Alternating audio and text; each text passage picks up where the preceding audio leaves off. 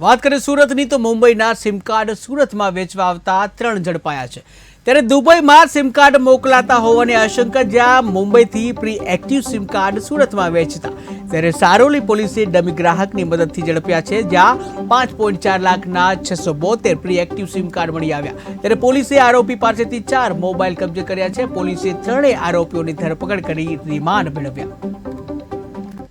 શહેરના સારોલી પોલીસ સ્ટેશનમાં ફરજ બજાવતા બે પોલીસ કર્મચારીઓ યશપાલસિંહ અને પ્રતાપસિંહ, આ બંનેની ઇન્ફોર્મેશન મળી હતી કે મુંબઈથી કેટલાક વ્યક્તિઓ પ્રી એક્ટિવેટેડ સિમ કાર્ડ વેચવા માટેનું આયોજન કરી રહ્યા છે। તે માટે તેઓ એક ડમી ગ્રાહક ઉભો કરી અને પછી આ મુજબનું એક આયોજન કર્યું હતું કે જેમાં આ પ્રી એક્ટિવ સિમ કાર્ડ વેચવા માટે લોકો મુંબઈથી આવનાર હતા। આ બાબતે આયોજન બાદ 3 વ્યક્તિઓ રોનક કારિયા, ચંદુ બાલોટિયા અને કિશન બાલોટિયા, આ 3 વ્યક્તિઓ મુંબઈથી 650 ની આસપાસ સિમ કાર્ડ લઈ અને અહીંયા આવ્યા હતા। અને સારોલી વિસ્તારમાં જ્યારે તેઓ આવ્યા હતા ત્યારે પોલીસે પ્રોપર તેઓને રેડ કરી અને તેઓની ધરપકડ કરી હતી।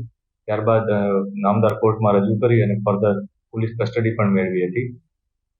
આ સમગ્ર બનાવમાં પોલીસે 68,000નો મુદ્દામાલ જપ્ત કર્યો છે, જેમાં 5 મોબાઈલ છે અને 650 ની આસપાસ સિમ કાર્ડ પણ છે।